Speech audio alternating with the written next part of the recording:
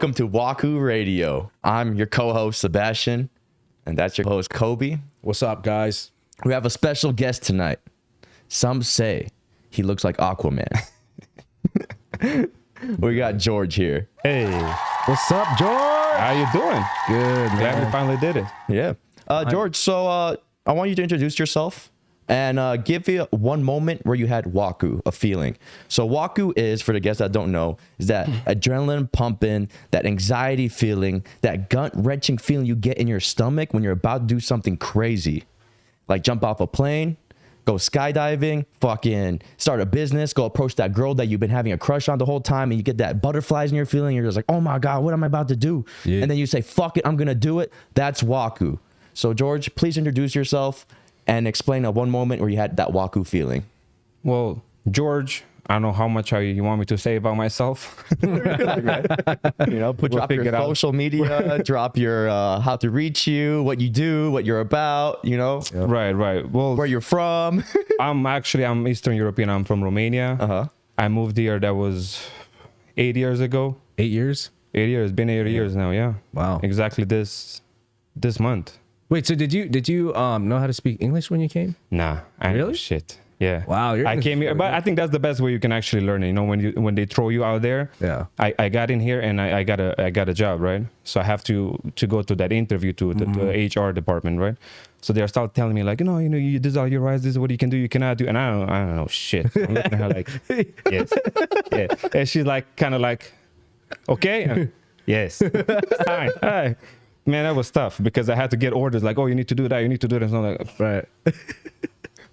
But that's the fastest way you can learn it too, Yeah. because when you're there and you need something, like I was hungry, I went to a restaurant, I wanted to order something. I was eating so much chicken, man, because that was the only thing I knew how to say, chicken. but then you kind of like slowly you kind of figure it out because now you're in need, Right. and then you say something to somebody in your language, they're looking at you, what are you saying? Right. So you have to. I think that's in a way the best way to learn any language, to go in that country and be put on the spot, and then you kind of have to know it. Yeah, you know? you have to drown in it. Yeah. Right. Yeah, because it's almost like a survival thing at that point, you know. It's like even when we went to Thailand, we weren't trying to pick up the language, but you just end up picking up the language Yeah. because you're just there and that's what they speak, and just naturally you want to be able to communicate with them. So you're like, well, hey, you want to go boom boom?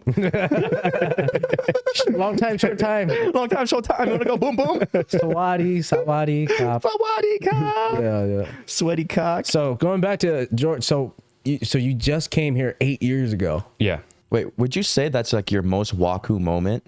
Coming like here. moving here? Did you move here on your own or? Yeah. So I just decided one day. I'm from Romania, right? Romania, it's a beautiful country.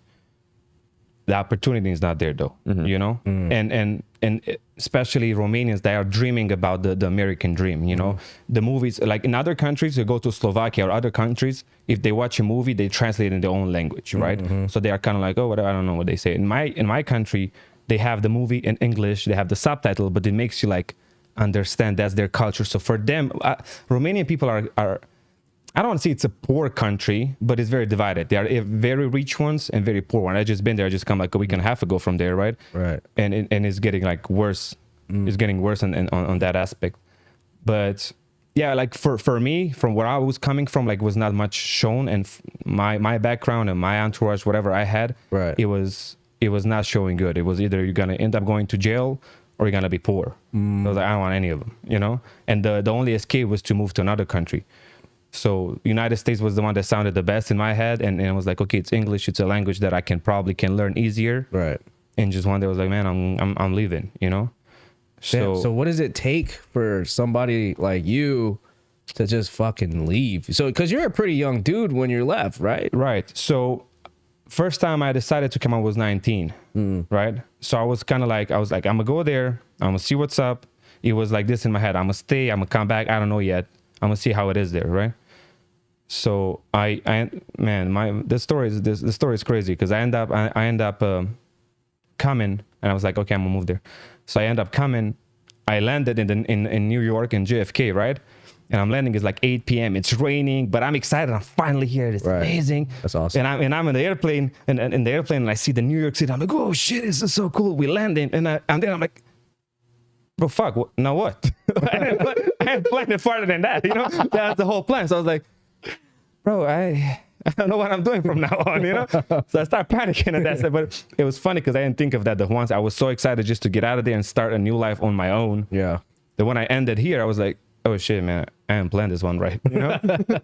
So I was like, okay, I know some people somewhere. So I had some phone numbers in my phone. I'm asking people in the airport, like, hey, can I borrow your phone so I can figure out, like, and with my English, like, hey, phone me.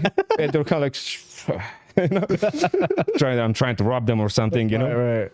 So yeah, and I started at the very bottom. Like when I'm saying bottom, like I'm saying like sleeping in the street bottom with two, because I had just 2 bags. One I was putting under my head, the other one under my legs, make sure nobody's stealing anything while I'm sleeping. Wow. And I'll find like a cool park, you know, then I was like, oh, this one looks cool. Right. And lay there and like, we'll see what happened, you know? Yeah. So you were technically homeless because there's nothing, right? So you came out here by yourself? Yeah, by myself. Damn. That's intense. Yeah. And, but I had nothing to lose, man. You know what it is though? That's true. I was at the bottom. Yeah. And it was nothing like any depression or nothing like that, because at the end of the day, it's like, you cannot get lower than that. Yeah, yeah. From that position, the only place like it's higher. You know what I'm saying? Mm-hmm. So I remember I got a job, and I go to the manager. I apply for the job. Like he approves it somehow.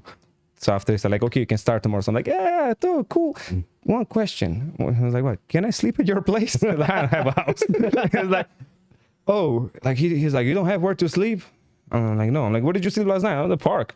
Oh, wow. And he was like, shit, I come over. Really? Yeah. So he had me over for a couple of days until I got my first money, so that I figured out a place where to rent and leave on my own after like 3-4 days. That's fucking crazy. Yeah, dude. That's inspirational. So yeah, that was my beginnings, and yeah, from there, I came.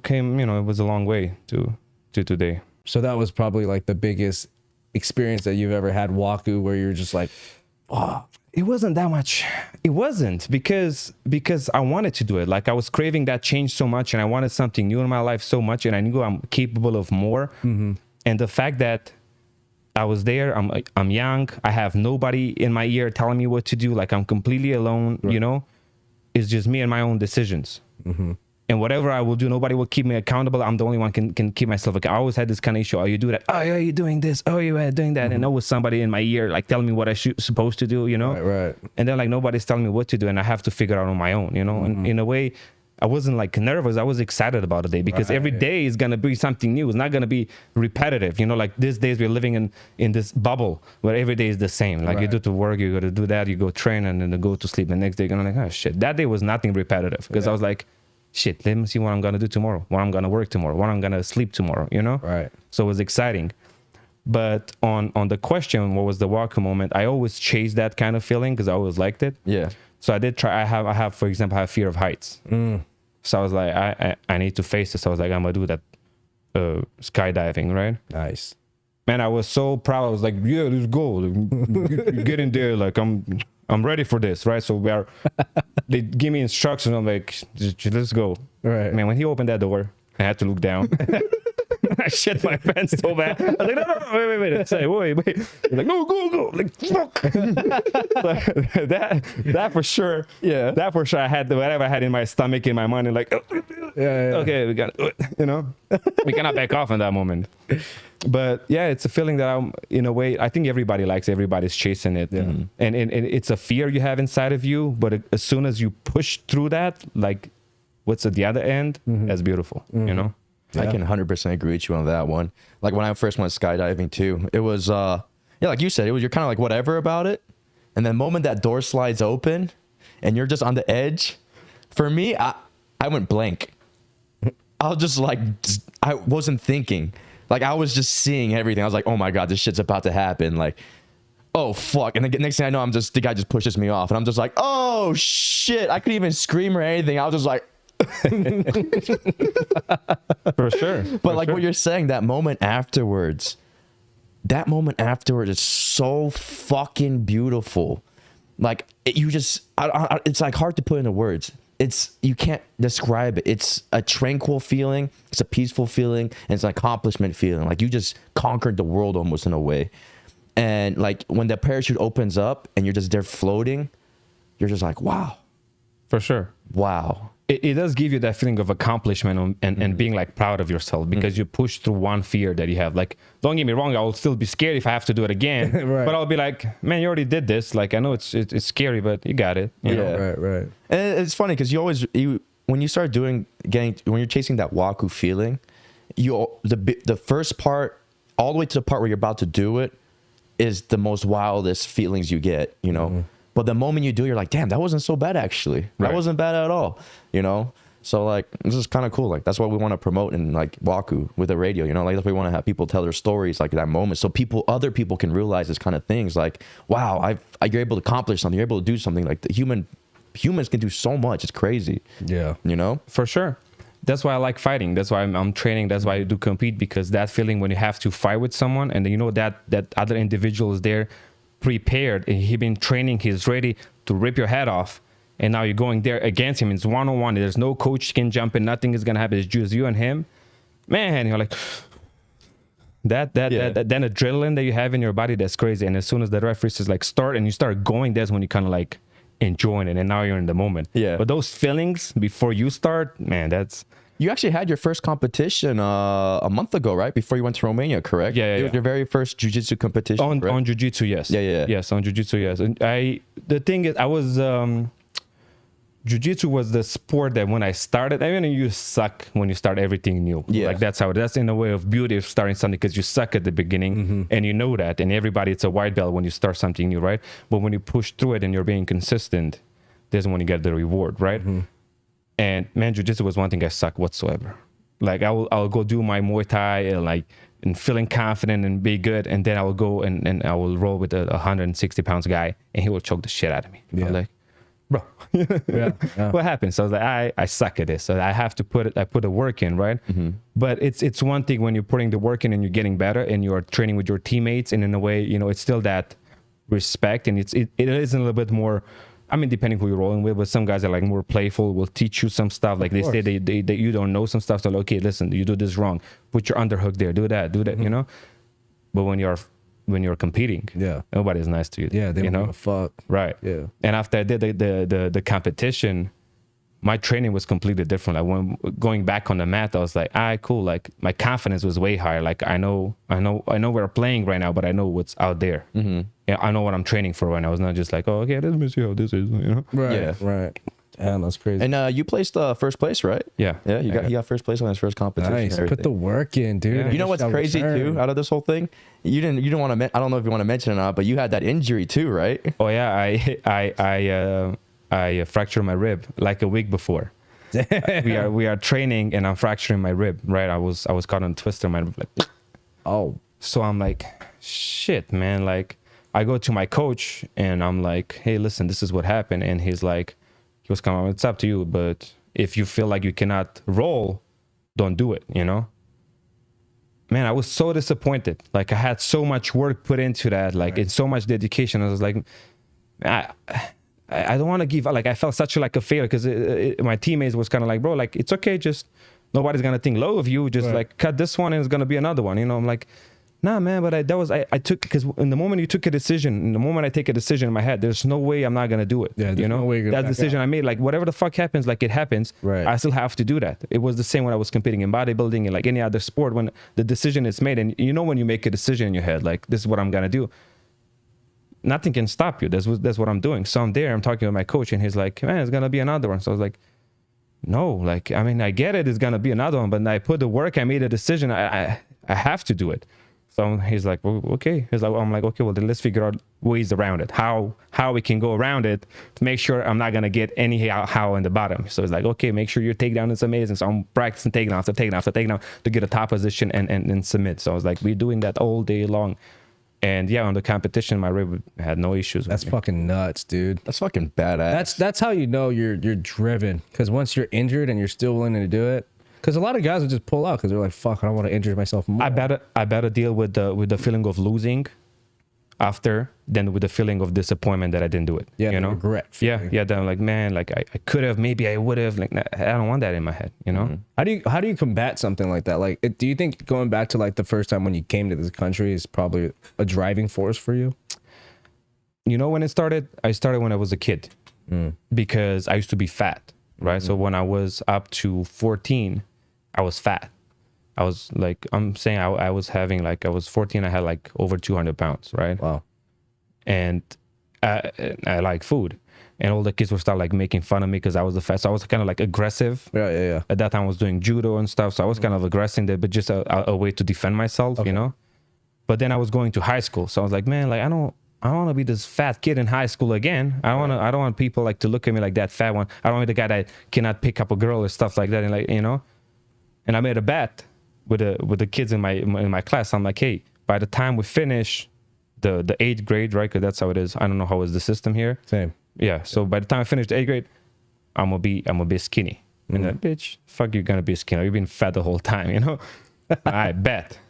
So I was so motivated that I don't want to be this fat kid anymore, and that I want this new life for myself. I want to be proud of me when I'm going somewhere. Like I used to wear. I became a rapper because I was ashamed how fat I am. Because the rappers have large clothes, so now I have large clothes too. You know? So I was like, oh, I'm not gonna have this fucking large clothes. I want to have nice normal shirt on me. You know? Right.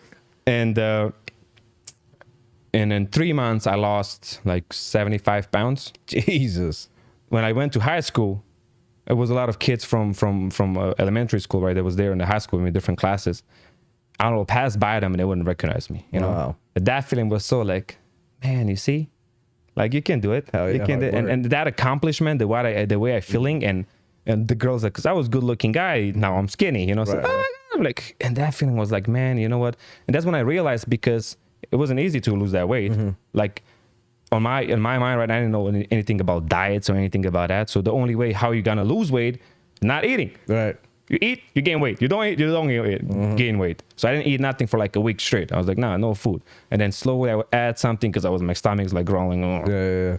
And that was the proof to me that if I put my mind to something, I can achieve it. And the feeling that I had after was amazing. So I was like, okay. Wow, that's fucking crazy. So you could pretty much go out there chasing that Waku feeling, pretty much. Like, you'd like that feeling of conquering something that you set yourself out to, and you're not gonna let anything stop you from doing it. From what I'm seeing, from like your stories and everything, like the rib injury, and like you coming to America, or you being a kid and you're like, oh fuck, I gotta lose Jumping weight. out of airplanes, yeah. That's just crazy, man. That's like, you literally live your life, Waku, bro.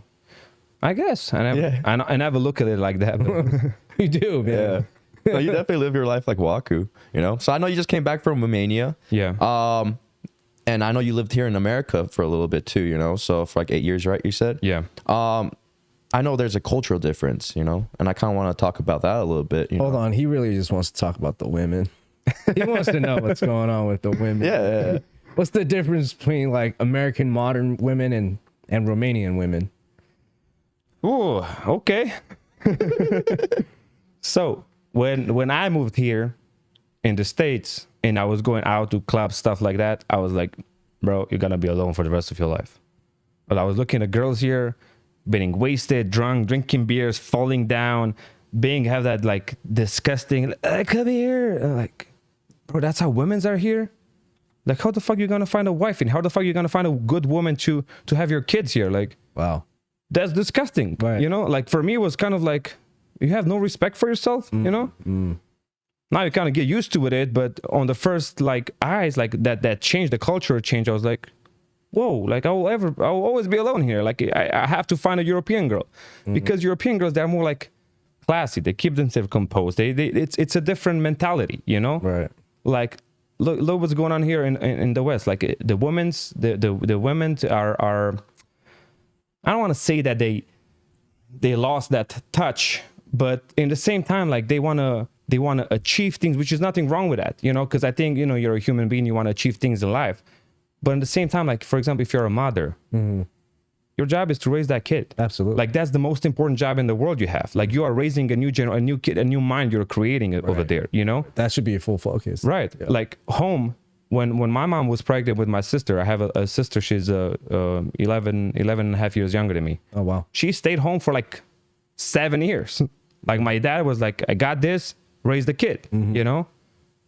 From her job that she had at that time, for 2 years, it was paid for her to stay home. Like, you stay home 2 years, so we still gonna pay you monthly. So it's not like it was like any kind of like financial issues, right? You get paid, you stay home, you raise the kid. So that's how it is. Like the first 2 years, right? You stay home, you raise the kid. Here, when I had my daughter, her mom got off from work like 45 days. Mm-hmm.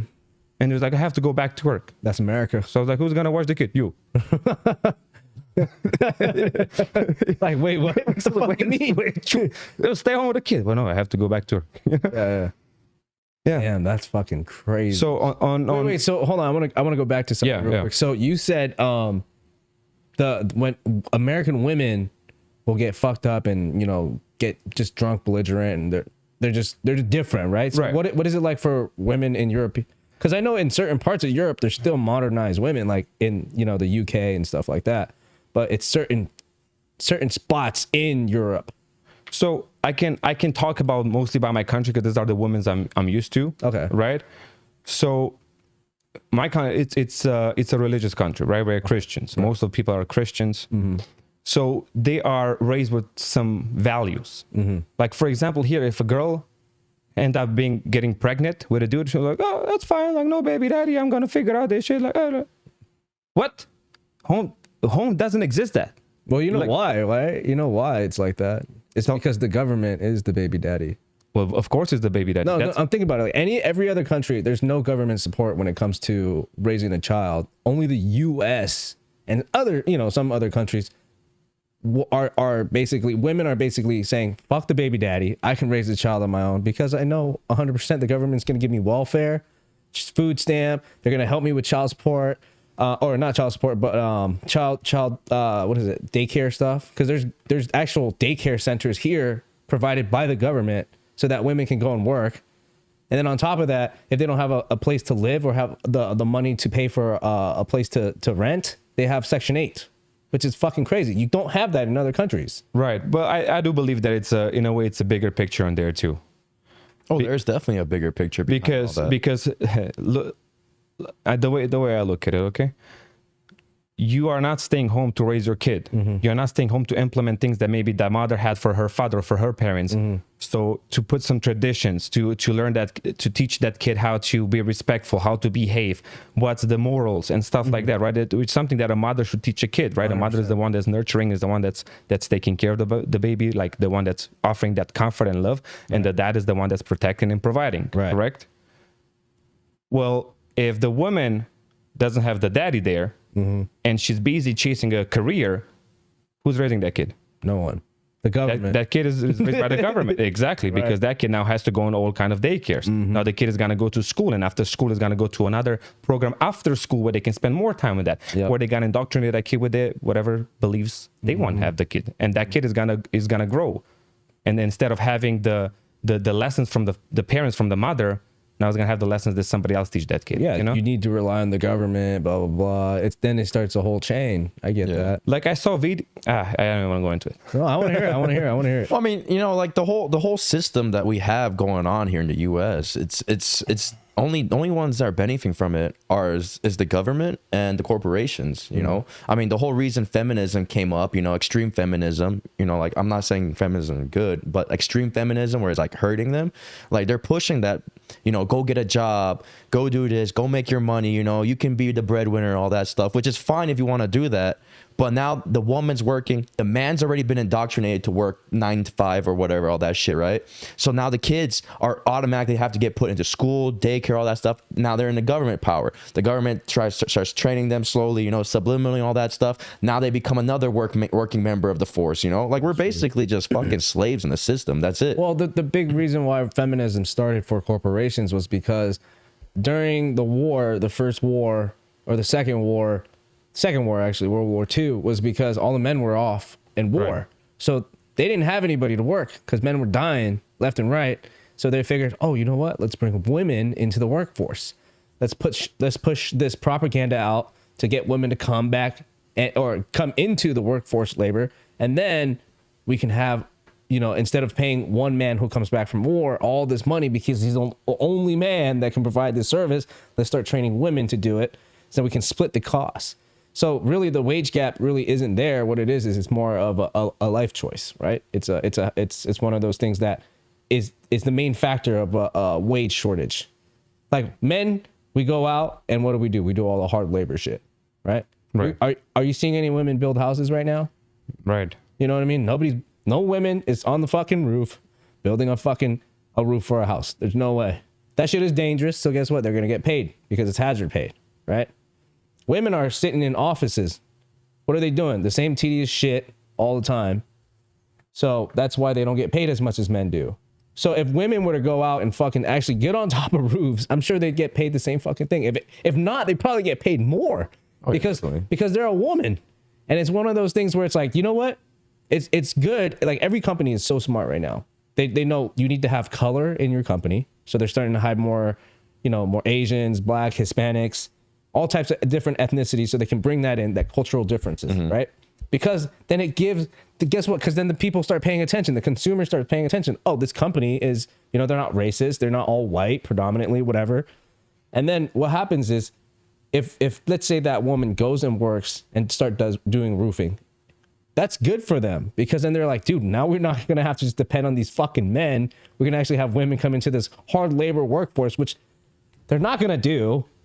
Right. So, yeah, but I think there are gender roles. 100%. I don't think you will be cool seeing a woman on the roof trying to fix the roof for you. You know what I'm saying? If your roof broke and you see the woman there, like, yeah, but we're in a different. It ain't. I don't even want it. I don't know what the fuck you're doing in there. I want a man. Let me have a man that's fixing that shit. I trust that better. Like, no, I'm right there with you, man. I don't think women should. I think women should definitely be a certain small level of feminist, just a very small, like a healthy percentage, where she's able to do shit for herself. But not to this level of what Sebastian is talking about, extreme feminism, where it's like, I don't need no man, I'm Miss Independent, blah, blah, blah, blah. I can choose a career, because that fucks them up in the long run. Man, listen, at the end of the day, God created the man and created the woman for the man, to hold the man, right? And I think that's how it's always been, and it's how it should be, right? I think the man should be the one that's providing for the house and protecting the family, and the woman should be the one that's nurturing, taking care of the kids. And obviously, she has her dreams and stuff like that. She want to do this. That's fine, as long as you doing your part, I'm doing my part, right. But all this stuff like, oh no, the stay home dad and the woman is going there, like, bro, like that's why we are so fucking fucked up. Look at men are so fucking bitches these days. And why? Because we end up being you have to stay home with your kid, you have to be in a marriage, and you are even scared to divorce that girl if it's a bitch, because now you have to pay child support, now you have to pay alimony, you have to pay lawyers, you have to pay that. So like, oh fuck, I'm just gonna stay in this situation because I don't have a better option. I mean, the whole system's like, especially when it comes to like divorces and stuff like that, it's totally against. There's nothing that really benefits the men at all. Like, we don't have any choice when it comes to like, if we want to have the kid in our lives or, not, and stuff like that. Are you talking about marriage? Yeah, we're talking about marriage. Well, because they want to make the men be weak. Yeah, exactly. Because if the man is weak, then they can control it. Because if the man is strong and the man is doing what the man is supposed to do, then nobody can control that man, telling him what to do. And that's another thing I want to bring up too, because I know cultural differences that we're talking about. Like, I grew up with my grandparents who were mostly from Poland, right? And you said you're from Romania. So like, I noticed like the family dynamic, like my dad and mom are a little bit more modernized and stuff like that, so they both had a job, right? But with my grandparents, my grandpa was the one that was going out there working, busting his ass, fucking sweating, no matter what the weather is, no matter what the condition. He's out there working, making sure he provides the financial for the family. Yeah. My grandma, she was home all the time. She was taking care of me. She's making sure I go to school. She makes sure she picks me up from school. She was feeding me. And then when my grandpa would come home, she would feed him, make sure he's fed, because he's out there working all day, and she's making sure I'm studying and having a good time. So she's there keeping the household together. And my grandpa was there with my dad, of course, but my grandpa was mainly there to help make sure everything keeps running, Right. So like, and I noticed that with the culture now in America is a little bit different. They're like, oh, the wife has to go, the husband has to go work.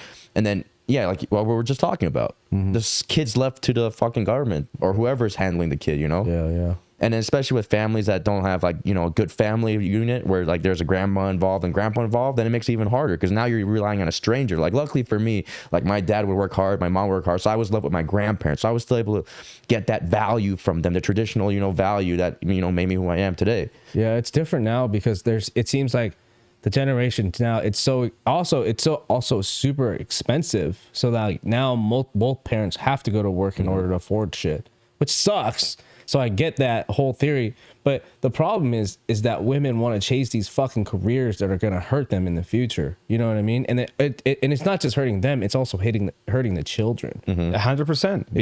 Because if you're a single woman and you want to chase this dream, whatever, go do it. Right. But then don't expect to be a mother at the same time. Yeah. Because how are you going to be chasing a career? How are you going to be following these dreams when you have a human being that you have to raise? How are you gonna do, how are you gonna do both? How are you gonna do both? You can't. You just can't. You can't. You can't. You know. Yeah. I don't know. Yeah. I mean, you know, like, and then like, I think there's a misconception with a lot of this stuff going on with, like, you know, with modern feminism and all that stuff. Like, yeah, you're supposed to be a team, but the female is good at certain things and the male is good at certain things.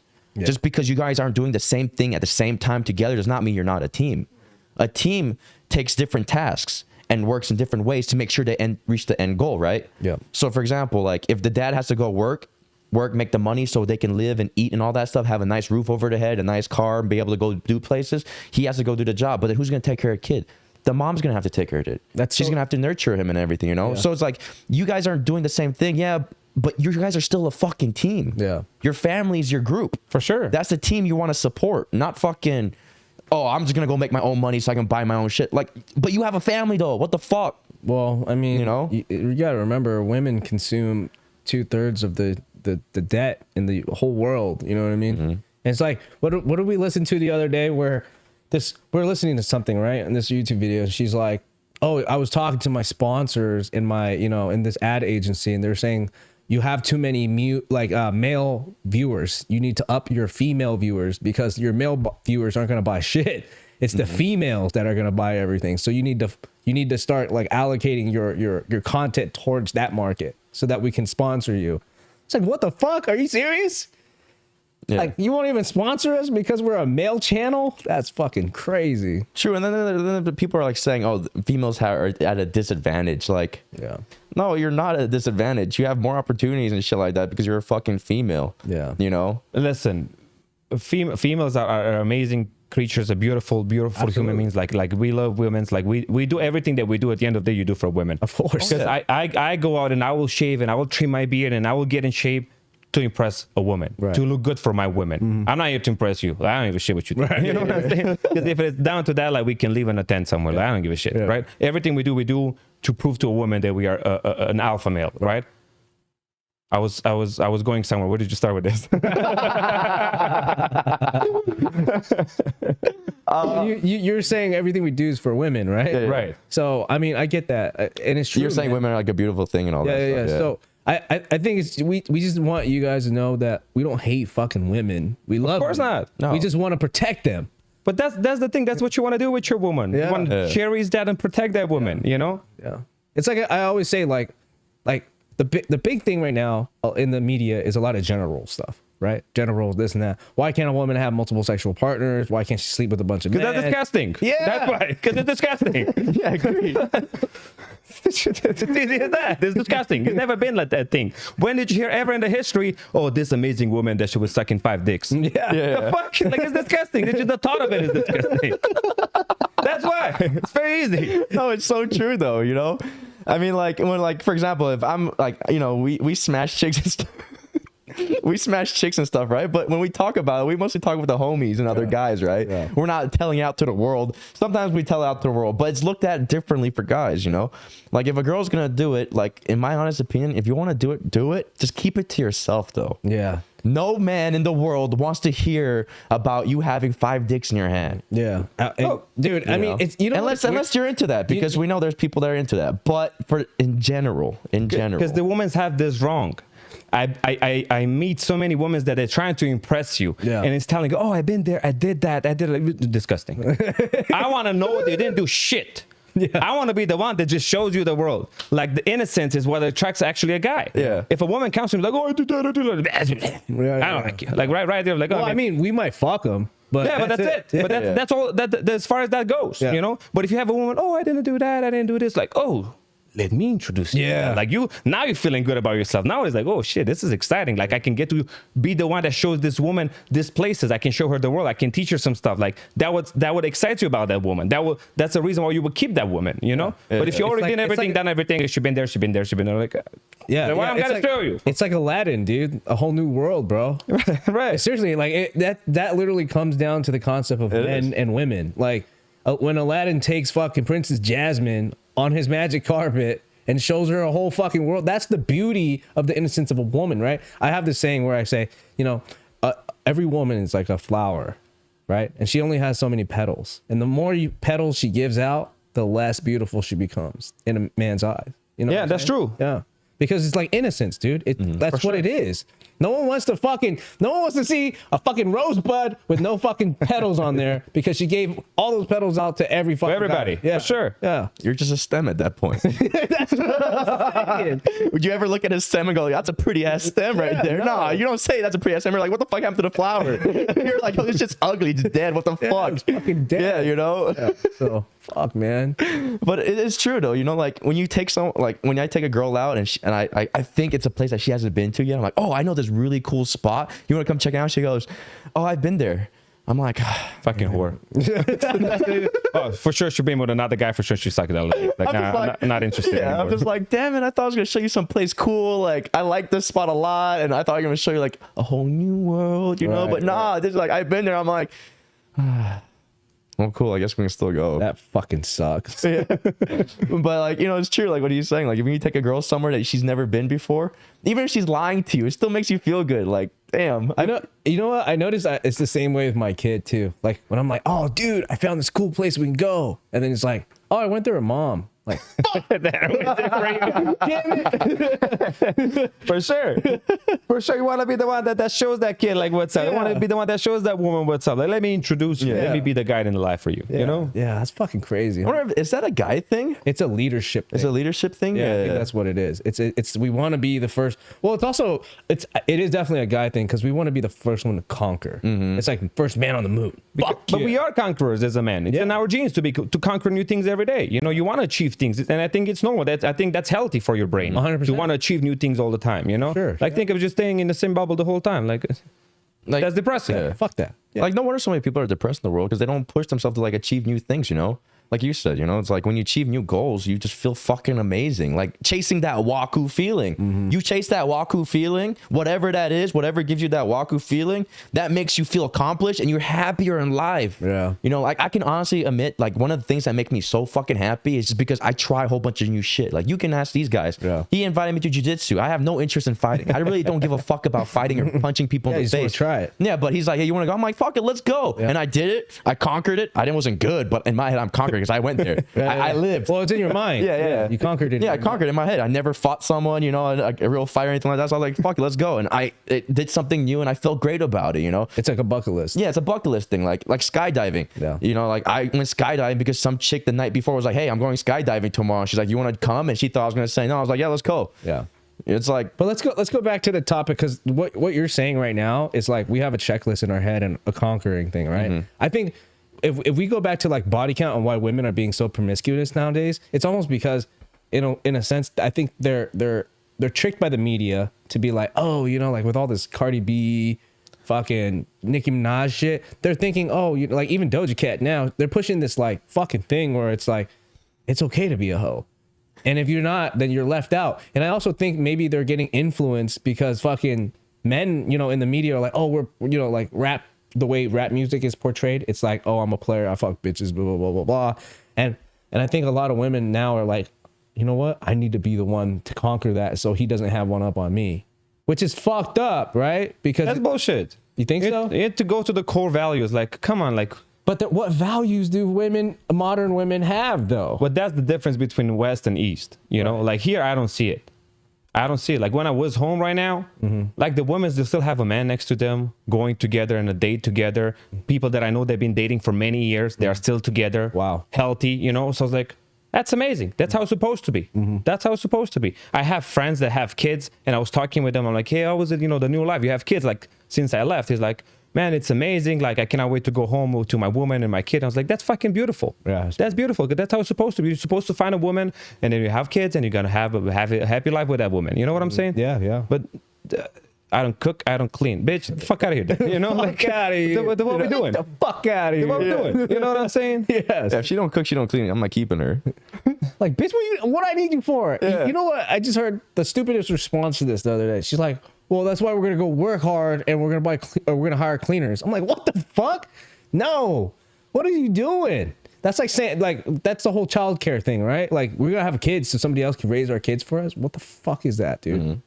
It's fucking crazy. Well, I mean, like it's like what you referring back to what you said with like women are the biggest spenders, you know, and like what I was saying earlier, only what people are benefiting from the way we're trying to push the American lifestyle is corporations and government, right? Women are bigger spenders. they spend more when they're single than when they were in a relationship. If they're in a relationship, the guy's gonna be like, why are you buying another purse? For example, you know, this is a fucking example. Someone guys. putting them in check. Yeah, like, why are you buying that purse? You just bought one like last week, you know? But then, like, if everything's pushing them to be more single, they're gonna be spending more. They're gonna collect more debt. So who's making more money? The government and fucking corporations are making more money. No. So of course they're gonna want you to be more single. Yeah, They're not gonna care about the core family values and what's gonna make better for, you know, future for American citizens or any citizen at all. You know, they care about what's gonna make my pockets bigger. You know, and then they reverting back to what you were saying about, oh, we can't sponsor you because you don't have enough female audience. Don't you guys see this all adding up together to one thing? Yeah. They want females to be single because they spend more money, and because they spend more money, accumulate more debt. And who's accomplishing all of this? Corporations and governments are getting more from this. Yeah. You know? So going back to something real quick, George, what do you think is the reason why Western women aren't really putting that focus on their children anymore? Why because the culture here. Because exactly how we've been talking about, the women they have different values these days. Because this is what they see. You just mentioned it. What they see on the TV. Women's like, oh, I don't do this, I don't do that. Like, they put that in the people's mind, and exactly because home, if like, for example, my dad, my sister goes up and he's like, at 10 you home. If you're not home at 10:01, I'm going to follow you, see where the fuck you at. You know? Yeah. And they have that fear. Yeah. Because look, man, I'm raising in a way, it's even hard raising my kid in here because of course I was raised different than these kids are raised these days. Man, my dad would whoop my ass. Like when I was home right now, he showed me a picture from a cabin back when I was a kid. He's like, remember what happened in this picture? like, yeah, you fucking beat me out like a motherfucker. Like, yeah, you see what the fuck you're getting if you're not listening to me? I was like, shit. At that time I was pissed, you know, but now I was like laughing. I'm like, yeah, it was a dig, but you know, I deserved it. But that's why when dad says something, I'm not going to fucking turn his word back. Right. I'm not going to do it. You know what I'm saying? When my mom says something, I might agree or not, but I'm not going to turn her word back. You know what I'm saying? Yeah. So what's on the media in Romania? What are they putting on there? I don't follow it, to be fair with you. I don't really follow the media there, you know? Just because I wanted to know, like, because I know they have to keep entertained somehow. Right. So well, like, since I'm here, I don't really watch the media there, so I don't know what is it out there. And in the same time, I can only speak for my generation, you know? Because the new generation that is there right now, I'm not really in touch with them, so I don't know what's going on. You know, I can speak from my generation. You know, but in the same time, exactly my generation that I see here is completely different. You know, so with the generation that you grew up with, because they're still in Romania, what's the difference between how you now because you came to America versus how they are because they stayed there?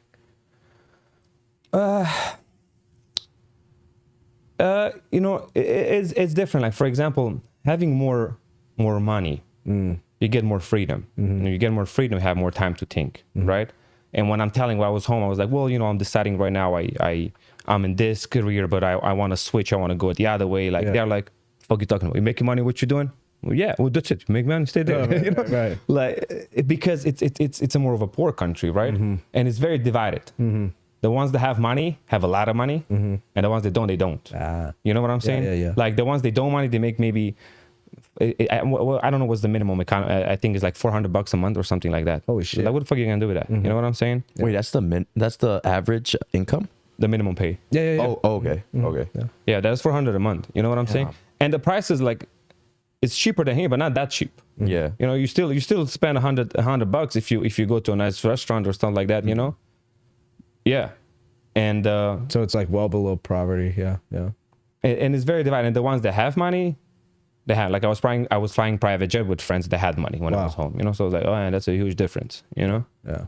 Wow, that's fucking crazy. So in Romania, you guys don't have any government assistance? No, I think they have something. I never grow up with that, so I cannot answer you on that one. But we do have, like, for example, like I said, if you have a kid, you stay home for 2 years, your job is gonna pay for that. You know, they're gonna help you for that. The kids are getting, I don't know what's the name, like they're getting some monthly money from the government. Oh, I see. Right. So there is some type of help. Yes, there's some type of help. Yeah. Nah, that's crazy. But even then, if you're saying $400 is the monthly, like, home earning from, like, is that like a 2-parent home? For a person, for one person? So let's say 800 a month. Oh wow, that's still like really low. For sure. Yeah, that's for sure. crazy. So yeah, government subsidized would makes a little bit of sense because it probably wouldn't even that much money. But the thing is, the more poor a country is, they go back to their core values, you know, because they don't have money, so they don't have time to thinking of the extra stupid shit. So they go what they believe in, and they do what they're supposed to do. You know, true. like my mom, it's working, it's coming home, it's cooking for my dad. My dad is waking up in the morning, leaving early, and come back at night. You know what I'm saying? Yeah, you see that in a lot of households too, though. Like if the poorer the family, the smaller their house is, their dwelling, it's smaller, so they're living in an apartment, so you see a closer family connection, so everybody's very, very close to each other. For sure, because that's all they have each other, right? Exactly. You know? So but when you get into a house, like a big ass fucking house, and you got some money, sometimes you don't even see your fucking kids all day because they're in their room playing on a fucking iPad. That's the reality of it. So the closeness now disappears, and it's I get it, it's the same concept with countries too. The more money, more space, you can do whatever the fuck you want. For sure. Damn, that's crazy. I didn't even think about that. I need to go to another third world country so we can get humbled again. The last time we was like years ago, 5-6 years. Yeah, it was about 5-6 years ago. It was Thailand was the last time we went to some place. Man, I got so humbled, bro. We went to we did a day tour where we went and checked out a bunch of temples. And man, there's this one temple. I think it was our last one, but they had little kids coming from different villages, and in order to get to this temple, because it was the only temple that offered free schooling. The only temple, because everything else in Asia, right? Usually, if you want to go to school, you have to pay the school because no government helps. Right. So the teachers who are teaching there, they don't do it for free. They need money because there's no like here in America, the government will pay the fucking teachers to go to and teach at schools, right? They don't have that in Asia. So this temple was the only one that offers it. So people will volunteer to teach children. So they'll come from miles and miles away. In order to get there, though, they have to go on a boat, travel down the stream, jump on another boat, down the stream, jump on a moped to get there, and then travel another boat to get there every fucking day one way. And then they have to go home and do all that again. That's fucking crazy to me. It's wild, you know, like think about all that. Like when you go to another country, you don't realize how good we have it here, really. For sure. We're extremely spoiled, especially here in Vegas. We're extremely spoiled. I think it's all of America, but it's a majority of America. I mean, you know, there's bad parts of America too, you know, where people are struggling and but stuff still, like that. though, But yeah, if you think about the government being able to help out any part of America with government, like welfare, Section 8, fucking childcare, dude, there's so much stuff. Like Americans take it for granted. It doesn't matter how poor you are, you still have the government as baby daddy to help you out. Mm-hmm. So what you think is going to happen now when the machines are going to replace the people? Because let's be fair, there are jobs that should not be done by people. Like when I go to the grocery store, what kind of job is that? Tick, tick, tick, tick. That's what you're doing the whole day. That's your job as a human being. I think you're meant for a little bit more than that, you know. So I agree there are jobs that they're not supposed to be for humans. But what's going to happen when the machines are going to replace all that jobs? What are you going to do with all those people? That's all they know. Well, my thing is, I think it'll replace majority of the workforce, but there still needs to be a human to because if you go to like Smith's or a grocery store or something, they've replaced fucking 10 registers with like 8 different things of like self checkout, but there's still 1 or 2 people who are still manning it because there's system errors. Yeah. So I think it'll replace 80% of the workforce, but it's not going to replace 100% of it. So there needs to be somebody like the self-driving semi trucks that they're doing now, the electric auto shit. Because like the most dangerous job is driving on the roads continuous hours, delivering massive amounts of goods to consumers, and then those guys don't sleep sometimes 24 hours and they fucking crash, and then you can have a huge accident. So they're trying to put in automated semi trucks where it's actually like somebody sitting behind a computer and they're monitoring multiple semi trucks. So there's always going to be that. So what I think it is instead of fucking scanning a barcode, you need to get out of your comfort zone, find Waku and level up a little bit so you can have a better. But you can tell that to someone in our age. But what are you going to say to someone that's 50 years old and that's what they've been doing their whole life? Some people just can't change, man. They're too afraid to change. But what do you do with those kind of people then? We need those people. Life requires balance, you know. There's like I heard a saying, it was there's no abundance, there's no true abundance if everyone has abundance, you know. So there's an act, there's gonna be people that are gonna want to take the extra challenge, move out, live Waku, and there's gonna be people that just aren't capable of doing that as much as they want to or think they can. just mentally they're just not structured to build that way, you know. So I feel like there's gonna be people, and it's gonna really challenge people. Like even like this whole pandemic thing that happened, it challenged people. Like we've seen it. There's people who accepted it and was like, all right, well, I'm just gonna listen, comply, do what I'm told, stay home, don't work, live off the government. And then there's other people that were like, well, fuck this. I'm gonna go start my business. I'm gonna go do this. Fuck my job. I'm gonna go do that. I'm gonna start my own shit, or you know, I'm gonna go travel now. Fuck it, you know. Some people are just too afraid to get out of their bubble.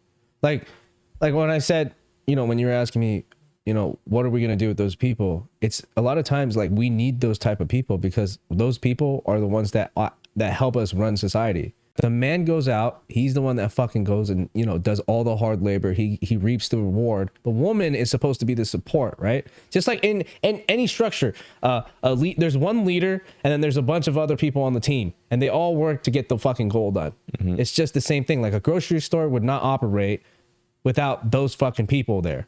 You know, the military wouldn't operate if there wasn't a bunch of soldiers and a general fucking leading them to war. Yeah. So I mean, they do that with you know, like how you said with war, you know. Yeah. They don't send the special forces in their force. They send the grunts out there to take out the majority of the problem. Marines first. Yeah, they send the grunts out there to fucking do the dirty work, and then they send in special forces or another team or whatever to go fucking clear it out. The rest, well, the stragglers, basically. And also, everything works. Yeah, united together. It's a system that operates. It's like same thing with you. Like I guess you can go back and say like, why didn't everybody from Romania leave? Because they understand that it's a poor country. You know what I mean? Why didn't they leave? They didn't have the opportunity. They didn't have the drive. They had the balls to do it. Yeah, that's what it is. Because I see the guys that I used to have in my school, right? And all of them are like fat and bald right now, staying home. And I'm like, what the fuck happened to you? Like, and I was talking last year. They had the 10 years reunion, right, in high school. So I couldn't attend, but they FaceTime me, right? It's like, hey, you guys doing? I didn't see you in a long time. And all of them were like fat and chubby and you know, bold. And I'm like, bro, what the fuck happened to you? You used to be a football player like you. You was good. Like you was like those big old calves running all day, you know? Yeah. He used to be winter outside, but he will pull like his pants up so everybody can see his big calves because he's a football player, you know? And now he's fat, he's bold. I'm like, what happened to you? You're not playing football? I'm like, no. I'm like, what you doing? Yeah, no, working. Yeah. Like he was so depressed, so like over life. Yeah. You know? I mean, we see that even with people that we went to school with, you know, like, you know, I mean, it's like, bro, you had so much potential. What happened? Yeah, like we see kids like we're like, oh, this guy's gonna do great, this guy's gonna do great, or this girl's gonna do great, and then you see them like, you know, years later, and you're like, you're still there. Like I don't like wanna, how long have you been working at Cane's? Yeah, like I don't want to sound like exactly. Like I don't want to sound like a dick, but like probably that was the peak of their life, you know. It is. The people are popular in high school, and that's basically it, you know. Yeah, I'm trying to do a weird research right now, which is a weird theory, but I noticed that people who peaked really early in their lives, they don't ever want to drop those things. Like athletes, cheerleaders, and stuff like that, they keep reliving their best moments, and they can't go past that for some reason. And I don't know what it is. I want to understand the science behind it. You know what I think it is, and I could be wrong. It's just my opinion on this. It's you know, when you peak early, a lot of things are just kind of handed to you. You know, like, you know, you kind of get away with things. You know, like think about like the jocks, football players, whatever. Like we know some of them weren't good at school, but they somehow were able to pass their class and stuff like that. You know. Yeah. So they weren't really like, you know, they were kind of let slide a little bit, you know. So they're like thinking maybe I'll be able to slide more in the future, and they're kind of rolling. Their thing is gonna keep rolling, you know, like a snowball. Yeah, it's gonna keep snowballing. Like things are just gonna keep getting better and better, but then they don't realize they got to put the work and effort into it. And then they realize that reality fucking hits them. Yeah, and they're like, because like, you know, some of us are like naturally talented in certain things, you know, and we're like, oh, I'm naturally talented at this. I don't have to put work into it. And then you kind of build that mindset, and you're like, you know, because especially when we're younger, we're cocky as fuck when we're young sometimes, you know. We got all that testosterone running into us and all that stuff. So you're just like, oh, I'm the man. I'm the world. No one can fuck me. I'm the head, you know, whatever. I can fuck you. Yeah. But you know what I'm saying? Like, it's like that kind of thing. And I think they just kind of get stuck in there, and they don't want to, they think they're so naturally talented, they don't think they have to put any more work into anything else. You know, that's just kind of how I see it. As far as like people who like weren't blooming early, like peaking early, you know, they're like, fuck, well, I'm this, now I gotta work on this. All right, now I gotta work on this. If things are handed to you, for sure you don't appreciate it. That's why I think it's very important for you to actually be poor. you know? Oh, yeah. Because when you start making some money, man, you appreciate that shit, you know? yeah. You appreciate it. But if you had it from your daddy all the life, like, it is what it is, and you got a new Porsche, it's just a new one. Man, when I got my car, I was so happy. Like, I was recording, I was like, oh my God. I was so fucking excited, you know? Yeah. Some kids at my age were just getting a new Porsche, you know? And they were like, I got that from my dad. I go, what? I ain't get a bicycle. You know? I don't even got that for your dad. I go, you know, for what? What did you do? Yeah. It was my birthday. Fuck your birthday. It was my birthday. I ain't get shit. You know? I mean, it leads back to our last podcast. I don't know if you heard about it, but David was talking about, and he was saying, like, you spoil your kids, they'll spoil your legacy. Yeah. You know? For sure. That's why I wanna raise my kids in the same way, and my kids are gonna be fucking poor. They have to figure out their way in life. Whatever money I'm gonna make in life, that's for me to spend. It's gonna be me and my woman. We're gonna go travel where the fuck we want. That's for me. I'm gonna take care of my kid. I'm gonna guide in the life.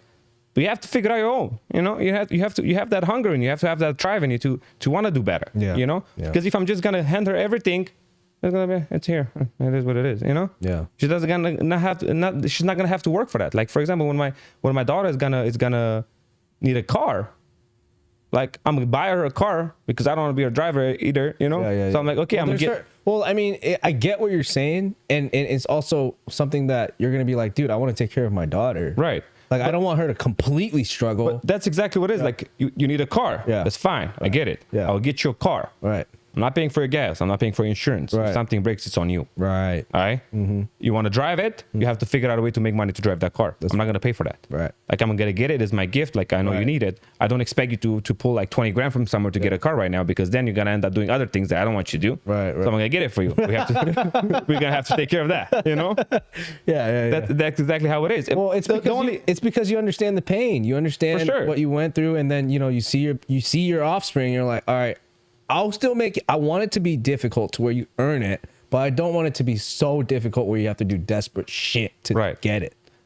If it's good or not, I don't know. Right. I'll figure out when that time comes. You know. No, it's good. But it's good. but yeah. And the reason I can tell you it's good is because my dad did the same thing. Our dads did the same thing. You know, like, they got us cars, but like, if you want the car, Worth your fucking. you gotta pay for insurance. You gotta pay for gas. If something breaks, like you said, you gotta pay for it. So like, yeah, they'll help us. Did we ever fix that shit? Nah. We just keep riding with bro. You're like, fuck that. I'm not spending $300 on this shit.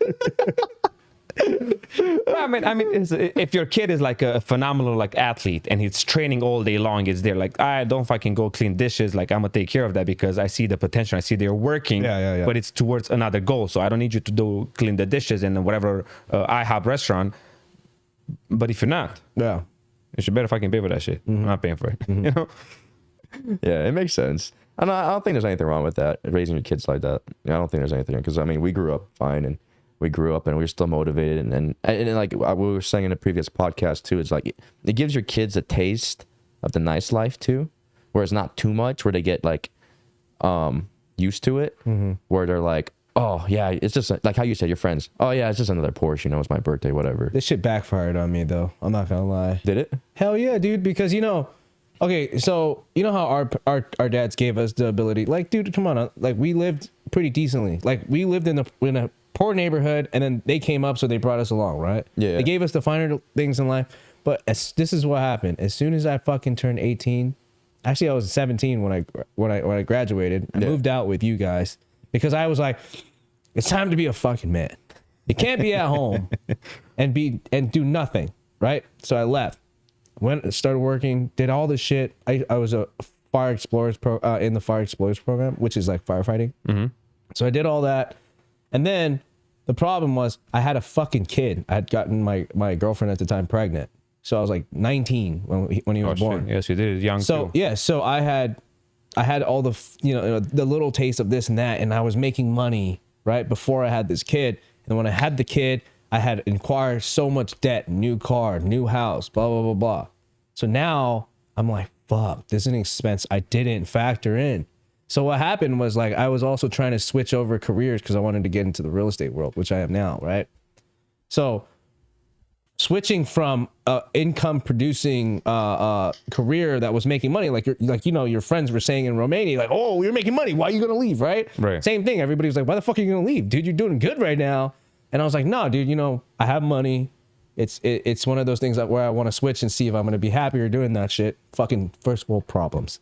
Anyways, bank account starts to highly decline. Mortgage is coming in $2,000 something for mortgage. You know, that's not utilities included. Now you have a fucking $600 car payment with fucking $300 insurance and oil, all the gas and shit every month, right? So bank account's draining, blah, blah, blah, blah, blah, blah. Next thing you know, I get hit and I'm like, get to the point where it's like, holy shit, I cannot even fucking pay my bill, bro. Credit cards are declining because I had the finer taste in life, right? It's one of those things where I hit rock bottom and I was like, dude, I need to do something because if I don't fucking do anything, I'm losing everything. Car, house, fucking, my son's not going to be able to eat. You know what I mean? I haven't been eating, right? Because I don't have money. I got to pay for all these other things or we're going to be homeless. Dude, that's when it hits you and it backlashes. But that was my bottom too. But you know what it is that with your story, a lot of people when you see man like doing good in life and they're like, oh, he always did good. He always been there. Like he figured out his way. Man, if you hear like a lot of stories the people have been going through, you know, to get where they are right now and the struggles they're actually going right now through, but they're just not talking about it, you know. A lot of people can relate to it because people will look at other, like you go online and like, oh, that dude is doing amazing. Yeah. Man, you don't know the story. Yeah. You know, you don't know the story behind it. Well, a lot of them too are also faking it. For sure. Yeah. For sure. Yeah. Like when you said about when the kid came, like when my daughter came, man, that was the worst moment in my life. Yeah. Like I was young, I had no job, no nothing at that point, and I'm getting a call, hey, I'm pregnant. You what? How the fuck I'm gonna do that? I don't have parents here. I don't have anybody. I'm alone, you know? And I have a kid to take care of. I don't even have money to take care of myself, you know? Yeah. And that's tough. But that's when reality kicks in. That's when reality kicks in. That's when you see the difference between a boy and a man. Yeah. Yeah. Because a boy could just run away and be like, man, fuck this shit. You know? Like, I don't want this shit. I'm running. Yeah. Or men can be like, fuck, I fuck up. Yeah. I should better fucking own it right now and do what I'm supposed to do, you know? Yeah, it was. I was listening to this video from Jordan Peterson, and he was talking about we're all children until we have a child that we have to take care of. That's when you become an adult. Like it doesn't matter how old you are. You can be 40 without a kid. You're still a child. Sure. There's no mind shift until you have that one thing where you're like, I need to protect this thing. I need to raise this thing. I need to keep this fucking thing alive, right? And that's when the turning point of being an adult is. So it's hard for me because like Sebastian and I, we always go back and forth. I'm always like, dude, you're literally a big fucking child. And that's why he enjoys his life, you know, the way he can, because it's like, dude, you don't have anything that you can lose right now. But for me, it's like I have to think about everything crucially. I can't just go out and party in the middle of the night. I got shit. I can't just fly away because I got my kid I got to take care of. You know what I mean? It's like, fuck, I got to work and all this shit. All that freedom in a way like just goes away. Yeah, but it's a good sacrifice though. It is. It obviously is gonna pay off, you know. But in the moment you're in it, you're like, "Fuck, shit! I want to fucking do something else right now. Now I have to be home with a kid. Damn it." Yeah. This is the part where we completely flip Waku and say, talk about how much kids fucking suck and why you shouldn't do it. It's not, listen, man. One of the best moments in life it is when I spend time with my little one. You know, like things like she will tell me, and like I will drop some knowledge in her head, and I see like she's there like, oh, I'm like. Man, fucking, I'm wasting my time. Like, you're not listening to me, you know? And then the next couple of days, she will do something, and she was like, well, you said that, right? So that's how it is. I'm like, man, you've been listening. You know what I'm saying? Yeah. Like, she threw it on me the other day because I take her to MMA, you know? She's a girl. I'm like, man, I need you to learn how to fight because one day I pick her up from the school, and she was bruised on her eyes. I'm like, what happened? I'm like, well, that girl kicked me on the face. Oh, wow. I'm like, oh, shit. What did you do? She's like, cry. I'm like, no. Okay, you need to come with me, train, you know? Right. So I took her to MMA, so she's training. She's been training now for almost 2 years, a year and a half, something like that. Yeah. And so she's training. So she's like, oh, this is hard. Like, I don't like it. Like, it's hard. I'm like, listen, it's going to get easier, right? I promise you. Like, it's hard right now because you don't know, but you got to learn, and it's going to get easier. I promise. Okay. The other week, I'm taking her there. I'm like, okay, how you like training? Man, it's hard, and you lied to me. What are you talking about? It doesn't get any easier. It's still hard. You know? Like you gotta learn how to like it. You know, it is. You gotta learn how to like that feeling of hard. Like, she was like not sold on that one. No, that's true, man. That's pretty awesome. But yeah, you're right, man. It's definitely it sucks because we have to sacrifice certain things in our life. But like just seeing the fucking the growth. It's insane, bro. There's nothing better than that. For sure. That's fucking amazing, man. It's like I don't know. I don't know how to compare. It's like having a fucking seed and you plant it into a pot and you're like, oh fuck, this thing is not growing. And then one day you see a little sprout come out and you're like, fuck yeah. That's what's up. And then it starts growing more and more, and then you got fucking flowers and shit, and you're like, damn, I fucking did that. For sure. Yeah. And the way I'm raising my daughter is like, she thinks I know everything. And I leave it like that. I allow her to believe that, right? Really? But at the same time, like, she will ask me some questions. What? And she asked me some deep questions. Like one day, and that was like, she was maybe 4 at that time. So I'm out with her. We are walking dogs. And she's like, Daddy, she's like, who am I? My daughter, Maya. She's like, well, I know I'm Maya, and I know I'm here on this earth, but who am I actually? Damn. I was like, oh shit. Like that took me a second. I wasn't ready for that one, Yeah. So she would ask me sometimes such a deep questions, like it's crazy. But in the same time, whatever question she has, like, why is that there? Why is that like that? I will answer. I will take my time to explain it. If I don't know, I'll pull up the phone right away and have to figure it out. And she grew to know that my daddy knows everything. And she's to a point, like, sometimes, like, if I'm busy and she's like, hey, why is that like that? And I'm like, I don't know. Like, I don't know. She's like, don't say that. You know everything. Tell me. So, okay, like, really? Okay, I need to figure it out fast. And her mom will tell her shit, and she's like, no, it's not like that. I'm gonna call daddy, and then she will call me like, hey, mommy said it's like that. It's like that, daddy, or no? Because she thinks she knows. She thinks she knows everything, but that's not true. Only you know that. It makes me so proud. That's crazy. Yeah, I don't do that with my son. I'm like a realist when it comes with my son. I'm like, I don't fucking know. Let's figure this shit out together. And it's been pretty cool because now we got like a partnership. He'll start looking and I'll start looking. We like thinks this, and we'll bounce it off of each other. But he's a pretty smart kid. Like because like I think I took it in like a problem solver type of solution. Like everybody's got their own way of raising a fucking kid. Right. I get it.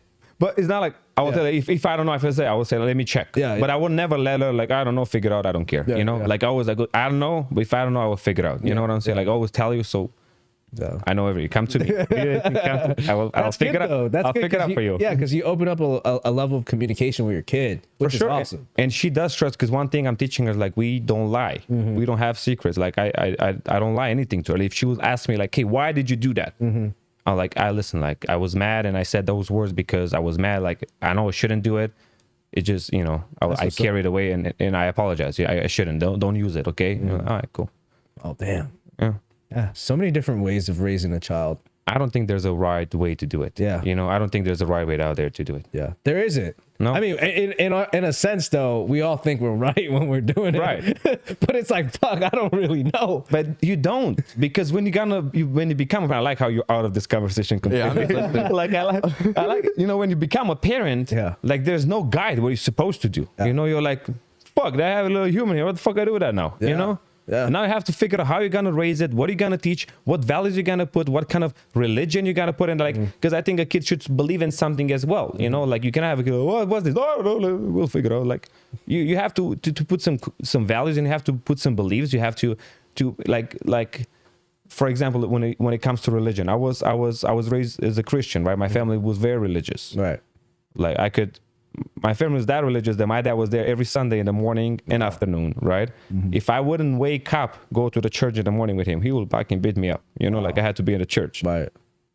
But that approach made me hate the church, because now I want to sleep. Now is my day off. I'm not at school. Now I have to be at church, sitting there for 3 hours in the morning, Right. So in his eyes, I could be just either a doctor, a lawyer, or a priest. Nothing else existed. So I choose the 4th one. So I'm a failure. But Wait. So going back to religion, because of that approach, are you anti-religion? Are you not as serious, or are you pretty religious now that you're older? So, no, I do believe there's a higher power, right? So I end up. I was raised as a Christian, so because I had to spend so many hours in the church, you want it or not, you do learn a lot of things, right? So I did learn about a God and the Bible and everything, right? But at the end of the day, things happen in your life, and you cannot explain, right? So when something good happens, then it's like, oh, thank God, Right. Something bad happens, like God knows why, Was something bad? Like how can God know this one? Like this is awful. Like I don't see any good into this one. Right. You know what I'm saying? But it's always a way to like whatever happened, it's for your good. You know. But things also happen in my life. Eventually, at one point when I was like, man, fuck this shit, man. Things happened to my family. I was like, man, my dad is the most religious guy I know, and if shit just like this happened to my dad, what kind of God is that one? You know. So I was questioning. I was debating that a lot. I was fighting with that thoughts a lot because it was so deep into my brain. That then I was like, I started questioning, like, man, like, is it like that? Like this, if he will do all these steps that is required, like he wakes up every single morning, 30 minutes earlier to read the Bible, you know? And like, for a man like this, all these kind of things happen. Like, how is that fair? How is that a God? What kind of God is that? Like, that's a God that I want to follow. Like I was having all these questions as a kid, you know? And I had to do a lot of soul searching and stuff. And I cannot, man, at the end of the day, there's so many religions out there, and I don't know what will make you believe that whatever you believe, it's better than somebody else believe. Like you're a Christian, you're a Muslim, you're whatever you are.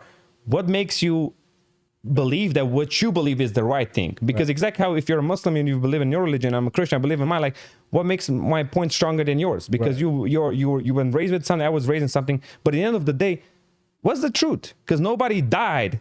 Been there with God, tell everything and coming like, listen, fellas, this is what's going on. Nobody did. When you're dead, nobody came back and explained exactly what's happening after, right? So you don't know. We all want to believe in something that makes us, in a way, be a better person. You want to believe that if you do good, you're going to get good. If you do bad, you're going to do good. And I think it's healthy as a religion. But all the stories that come with each religion, you know, like, where's all those miracles now? Well, you know, like it makes you question a lot of things, you know? You said you believe in a higher power, so I'm guessing you still believe in some type of God. Right. You just don't believe in all of the aspects of that Christianity, right? Yes, like I do believe, I call it still a God because I grow up saying God, and I say like, you higher power, I'm going to say a God. If I will pray, if I ask for something, I always thank, if something good happened in my life, I always thank, because whatever power is there, it take care of me. And I do believe 100% there's something there, because some shit happened in my life where things just passed me and I survived. And if I'll be a second later, I wouldn't, you know? If I'll be a minute later to this meeting, something bad would happen. So I was like, man, somebody is there taking care of me, because I have like such a like clear in my face, you know? So like, man, that something is there taking care of me, you know? And something does what I cannot explain it. You know, it's these miracle moments. It's hard to believe that it's a guy with a beard there looking over everybody, like, what you guys been doing here. You know what I'm saying? Like, I don't know. Maybe it's a black Jesus. It doesn't matter what color it is. It's someone there that I do believe there's someone there that takes care of you. You know what I'm saying? It might not even be in a human form, right? And I don't think it's a human form. And I think that the God that exists, I don't think that's something we are capable of describing with our own words, because I don't think your mind can comprehend the actual power that is out there. You know what I'm saying? I don't think you can understand, and I think if you understand, you will lose your mind. Well, I mean, Sebastian and I have a different theory of gods. So I personally do not agree with religion. I believe in a God. I believe there's a higher power. I believe in spirits, angels, shit like that. But I do not believe in religion. And I say that because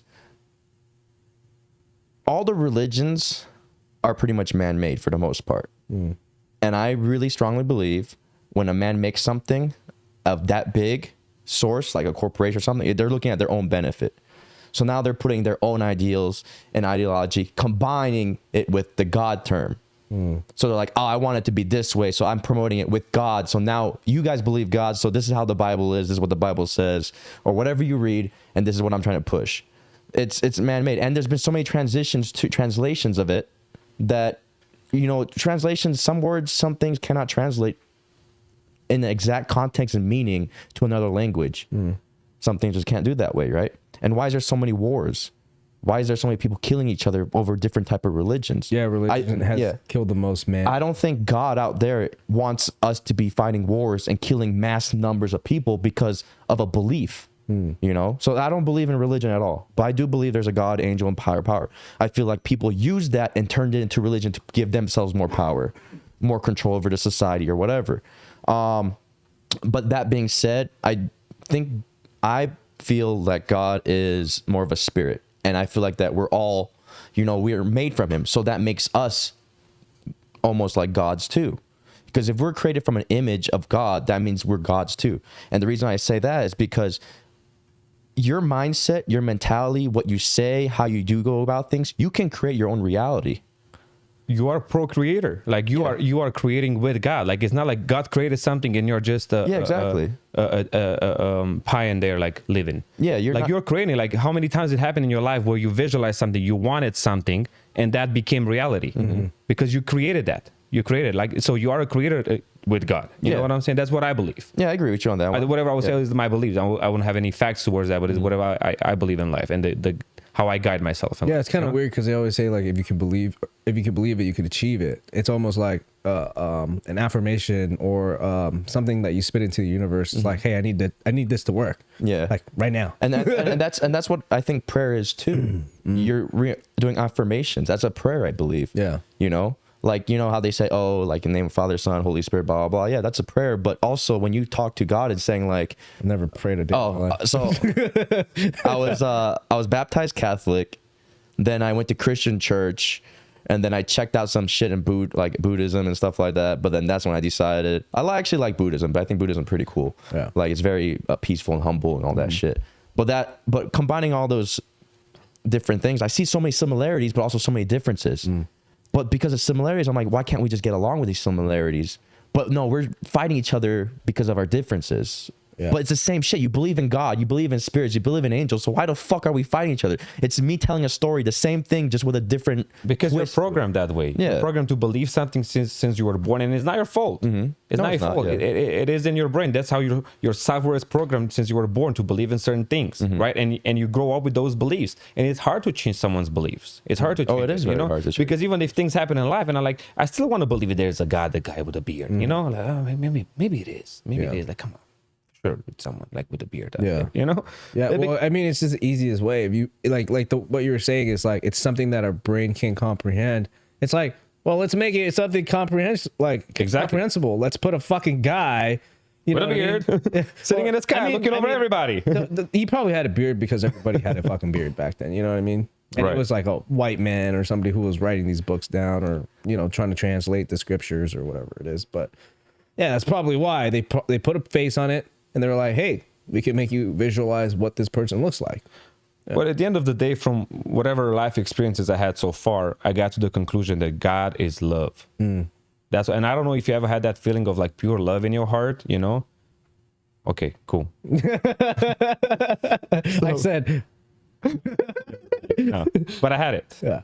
Right. I had it. And it was an amazing feeling. And that's the best way to describe it. Like you felt God, because it's a feeling that I didn't have it with anything else in life besides that love and like fulfillment in the heart.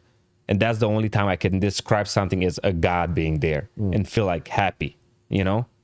So I do believe that God is actually love. That's all it is. It's just hard for us to find that love. It's hard to tap into that. Yeah. It is something very hard to tap into. And it's also very hard to tap into it. And even like God and stuff like that, when you don't physically see it. Because, we as humans is really hard to comprehend something that's not visibly visible, It's something that you cannot put it into the words. You know what I'm saying? No, I get it.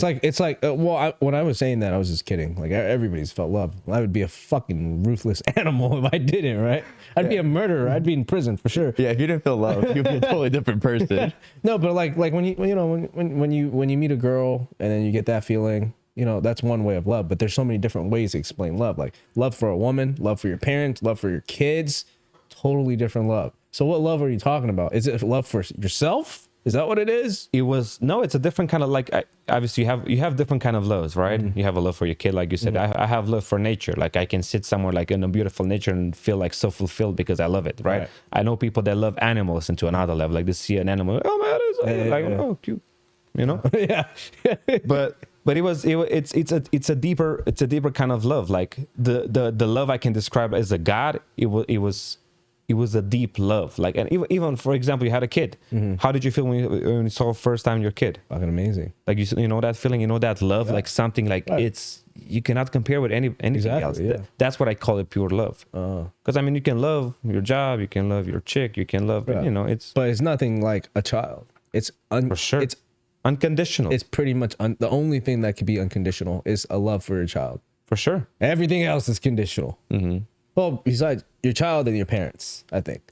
But even then, I think love for your parents can be conditional. Because if they're a piece of shits and you're like, Yeah. fuck. Well, I mean, I can't really say. I mean, I can't say it either, but there's fucking kids out there that are like, I fucking hate my parents. Yeah. It's like, Jesus Christ. Like, I mean, they will say that because even they want to sound cool with it. But listen, that people give you life, you know. So how can you hate that, you know? I don't know, man.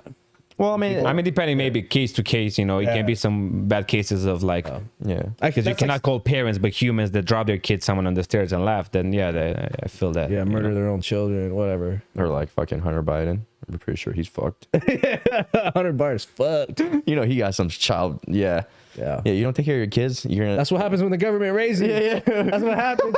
You end up like Hunter Biden, you're smoking crack. There you go. In an isolation chamber, drinking a Trulies. Did you ever try it at isolation chamber? No, not yet. I actually want to. Yeah. It's actually pretty cool. Is it? But your mind is going all over the place. Yeah. Did you try it? Yeah, been in an isolation. It's a salt chamber. It's like it wasn't an actual like an isolation tank. It was at the Korean place I was telling you about. Oh, the spot? Yeah. Yeah. It used to have like this salt. It's like the walls, ceilings, everything is salt. Like the floors are all salt. You sit in there, and it's like it's got like a very low humidity to it, and they play like this weird hum, and you're just sitting there, and you're just tripping balls. I could not get my brain to fucking stop. I was like, dude, what the fuck? I keep Okay, going. so that's not the isolation thing where you sit in the water, though. Yeah, huh? it's not the water one, but this is Okay. like an isolation chamber. I see. Like a salt chamber. Okay. You just sit in there, and it's like it's supposed to give you all these ionized recharges your cells and shit like that, but it's absolutely quiet. You're in there with other people who are like spaced apart, and people are just sitting there and they're just like in a deep state of meditation, and I just couldn't do it. But when I went to like a sauna or a steam room, I can sit in there and like my brain will turn off because my body is fighting other elements, right? The heat and shit like that. So I'm like shutting it off. But in this chamber, all it is salt. And it's just quiet, and everybody, like, you can hear some people snoring, but like when you get into it, your brain is just bouncing all over the fucking place, dude. Yeah, I want to try this isolation chamber. I haven't tried it. I don't even know if they're still open. The one I did, it was in the water. You're floating, right? So they have this water that's the same temperature as your skin. So basically, you don't really feel it on your skin, and it's salty too. And there's no sound, there's no visual, nothing. It's all black, no music. I mean, you can put in there if you want, but that's not the point of it, right? Right. So you just sit there and you're floating because it's so much salt. I don't know. It told me how many pounds. I think they put like 500 pounds of salt or something like crazy like that. And you're really like in a way sitting on the water, you know? Damn, and and you're just sitting there and you don't hear anything, you don't see anything, you don't feel anything. So all your senses, all your feelings are gone, and it's just in your head, you know? So you're just like deep in your head. So I was like, I did it for like 2.5 hours straight. Holy shit, like your mind is jumping all over the place. Like I couldn't calm my mind to a point where I can, because a lot of people are going there, like especially if you're like very good into meditating, which I'm still trying and I'm not getting there. But if you're very good in that, like people are like, I'm flying when I'm there. I was like, shit, I wasn't flying. I was debating so many thoughts in my head at that time. Yeah, like when you get into one of those chambers, dude, like shit that you knew that you were supposed to do 6 months ago and you didn't fucking do it will pop up. Right. It's like, fuck. That motherfucker. Like, fuck. Can you just, dude, this was like a long time ago. Why am I fucking thinking about this? Like, it'll go back to like little mini fights that you had. Like, you was like, why is I can turn this off? Just wave it off. Why is it not going away? I'm going to go to one next week. But on that note, we as humans, we are the only creatures we pay for the same mistakes over and over and over again. If you notice that, like you maybe at one point a wrong decision in your life and you fuck up, you know, and you fuck up, so like I fucked that up, and you feel bad for it, you know. So like okay, no, and you feel bad, right? And you move on with your life. And 3 months later again, oh, remember that time? Fuck. And now you feel bad again. Yeah. Why the fuck I feel bad again? Like I already know I already kind of paid the price for it. Why I feeling it again, you know? Well, I have this theory. Because he talks about how, you know, we're all gods, like, and then you said you were like pro gods, whatever it is. Anyway, so I have a theory that we chose, we are actually all gods. And we basically told ourselves that we want to go into human form to conquer these little things that we chose a life, we chose our parents, we chose our entire situation. But in order for us to feel joy as gods, because we're just completely enlightened, we want to go and experience these type of life forms. So we've chosen every problem that we're ever going to deal with. And we want to see us as gods in human forms, how we resolve these issues. And when you brought up humans are the only ones that feel that way, it's because it's almost like it's like we're on a in our own hell. Like, you know how they say when you go to hell you play the same loops over and over again. We go through that in our same lives. If we don't solve those issues, that loop just keeps playing in our life over and over again. And as gods, we're supposed to recognize these little patterns so that we can solve them, so we can get to a higher power. You get that? I mean, No. that's just the theory that was in my head. You had a similar theory that you were. Yeah, what you're saying is actually exactly what I believe in. Like, we're all, like how we say, we're creating from God, so we're gods. We're co-creators sent, with Him. Yeah. So we're sent here to Earth to get an experience, to learn more, to feel emotions, Right. because we're gods. Right. So we know, we feel everything. So the only way for us to feel anything more or to learn more about life is get put into this planet. Yeah. And we get put onto this planet, and like how you said, we pick our outline. We pick everyone we're gonna meet. We could pick everyone who we're gonna run into. We pick our enemies, our friends, our lovers, our parents, all this shit. Yep. And we come here to basically learn more. And everyone's gonna come into in your life to help you get to the next part of life. But then, You can put it on the side. all right, there, yeah. But then, like, at the same time, when you're here, you can also forget and not grow. And that's how I feel like you become stuck. Right. So I feel like, when, like how you're saying, you get these problems, you know, like you get these problems, situations, and you're like, why does this happen? I believe in God or whatever, you know. It happens to help you grow. Yeah. And if you don't grow, and these problems, it keeps reoccurring. And like, the best way I like to explain it is like when you're playing a video game, right? Yeah, that's exactly what I was thinking. Yeah, when you're playing a video. I don't play it. Really? You've never even played one video game? I play as a kid. Yeah, so like, you know, like you choose your character and then you go through all the little quests and missions, Yeah. Right. like that. If you don't beat the boss, you have to fucking keep going. Or Yeah. You can't go on to the next. So like basically what in the game, like I'm saying, like you have main mission, side quest mission, all this stuff. You can play in the world whatever you want to do.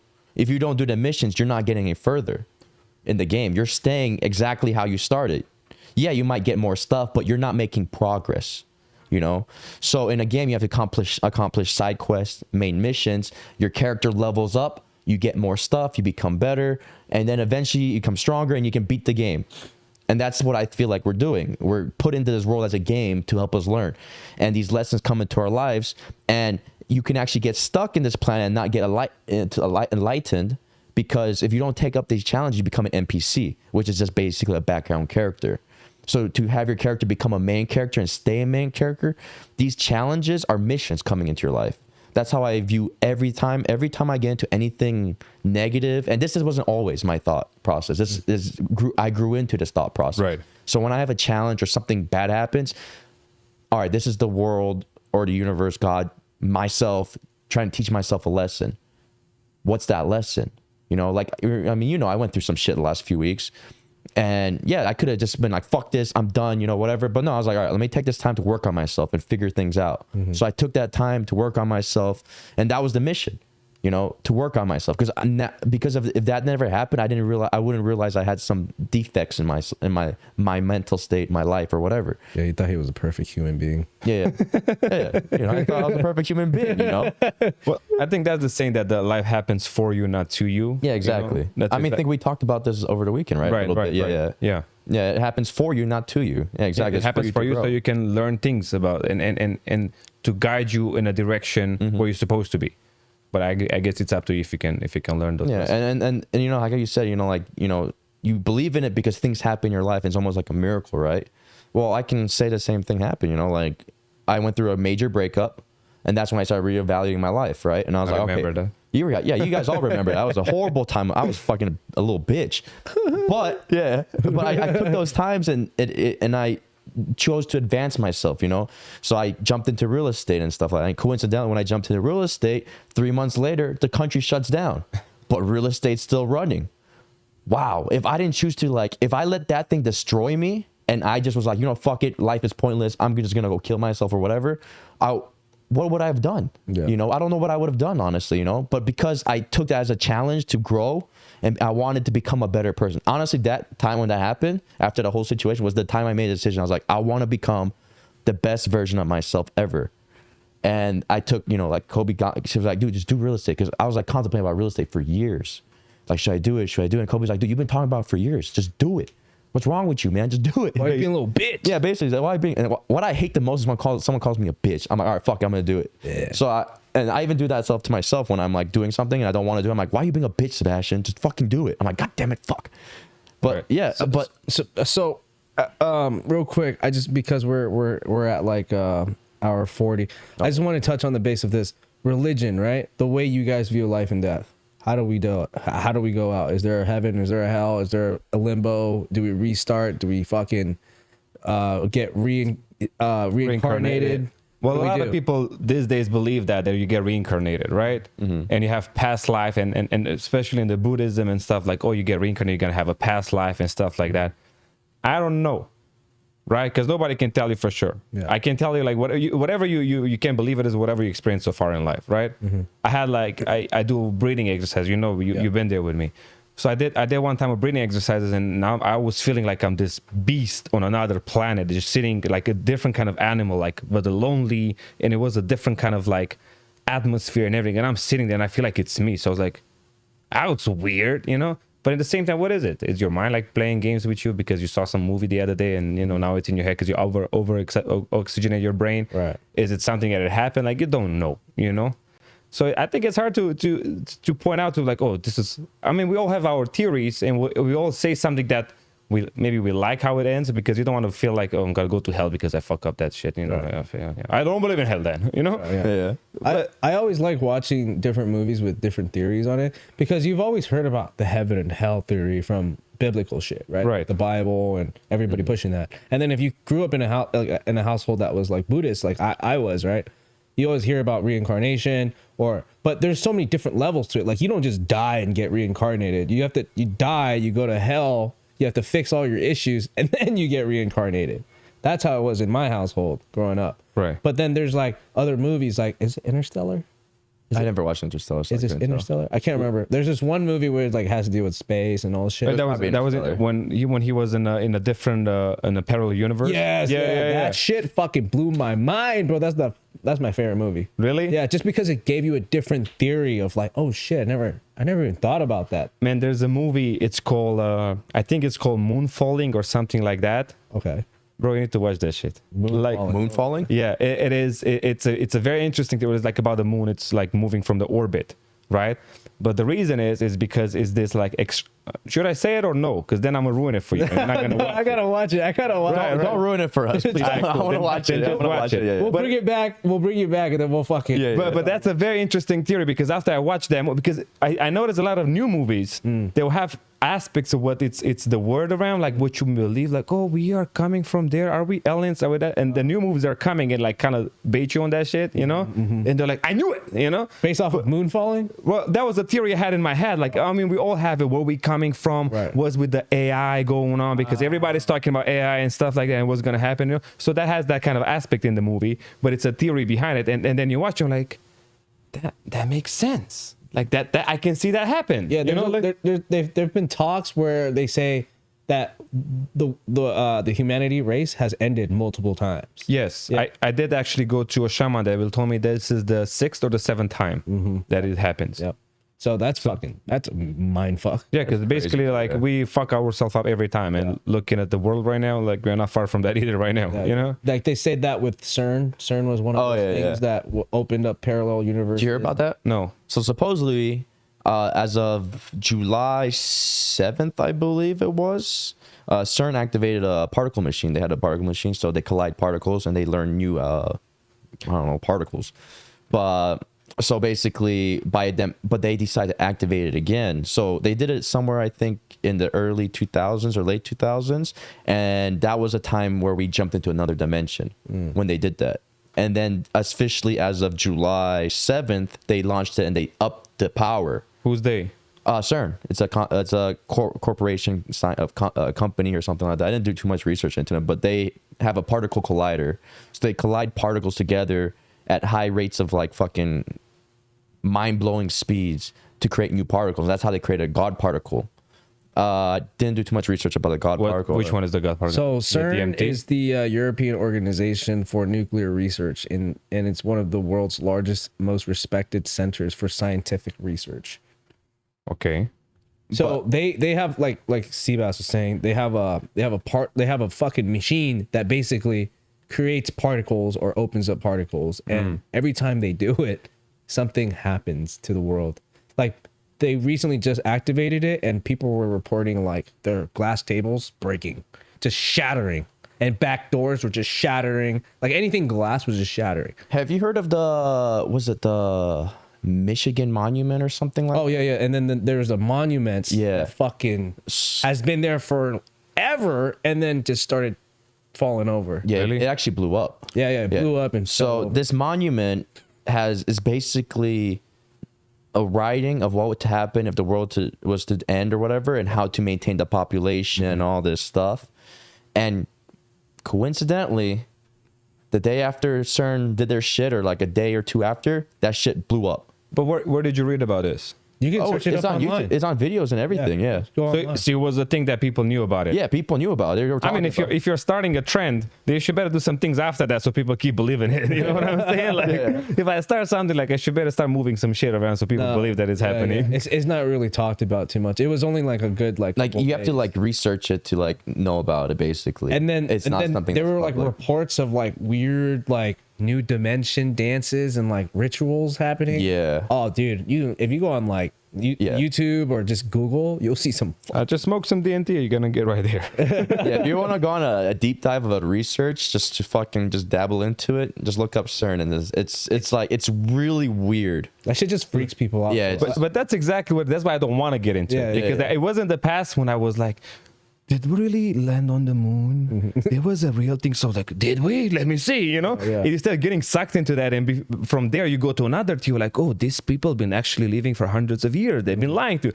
No way. Yeah. And they have pictures with very similar people looking, I'm like, oh my God, everybody's lying. And you start getting into your head, and then you're like, I don't know what you believe. And I don't think that shit's something that's healthy for you. You know, like at the end of the day, there's nothing you can do about it. Well, that's why the human race is so simplified. You know what I mean? Like, if you think about all the biblical shit, it's what it is really just a book of advice. That was probably, I don't know, it could have, these testaments, these old school testaments, could have been from the previous generation that, you know, that fucking blew up, and they were like, fuck, we fucked up. These are some rules that we're just gonna leave. And then someone was just like, oh, you know what? I found these things, so I'm just gonna write this shit down. But he's smoking weed next to a burning bush. You know what I mean? They had DNT in it. You know that theory? Yeah. Oh, yeah, whatever the fuck it was. Right? Oh, did you guys hear about the theory about Jesus? Which one? Or it's not a theory. It could be a theory. It's a story. I don't know. I heard it from someone. Yeah. But it makes sense the way they explain it. So they said Jesus was just a normal guy, and he was just very good with like alchemy and like stuff like that. And he likes to troll people. So he was like a magician back then. It's a jokester. Yeah, he was a jokester back then. So that's what they were saying. Like he's a jokester. So when they nailed him to the roof, or to the cross, he didn't actually die. He just faked his death. Because he legitimately thought everyone was retarded, like dumb. So he was like, he just pretended to die. That sounds like a bad comedy movie. So they took him and they put him, and he was a medicine man too. So he was a medicine man, so he knows how to take care of wounds and stuff like that. So he pretended he was dead. They took him, put him into the cave, whatever. And over there, it took him, you know, how many days was it? I was feeling like 7 days? 3 days? Was it 3 days? 3 days. So 3 days, and those You should 3 know days. that. Yeah, I didn't really pay. I'm not religious, so I have no idea. So in the 3 days, in the 3 days he was in the cave, he was bandaging himself and creating ointments and stuff like that to heal himself. So then the third day he comes out, and everyone was supposedly there seeing him, noticing him. He's like, oh fuck, they see that I'm here. So the way he said he disappeared into the sky was he told everyone to move in a certain angle so he would be in front of the sun, and then he just walked behind the hill and started running. You see what happens when you have too much free time? That's exactly what happened. Like, listen, I'd rather believe the Bible more than the garbage and shit don't make sense, you know? To me, it makes sense. I was like, you know what? Jesus was a magician. Fuck it. He knows magic. Well, guys, thanks for watching the podcast. We're done. Stay tuned. Make sure to notification, the bell button, and comment what your thoughts. Help us out with the algorithm. Like and subscribe. Comment below what you want to hear on the next podcast. And don't forget to follow us and listen to us on Spotify. And George, if they want to find you, how can they find you? On Instagram, it's AGL_Pascal. That's the camera. Yeah. Yeah, it's AGL_Pascal. All right, we'll put the link somewhere around here. But thanks for watching, and Peace out.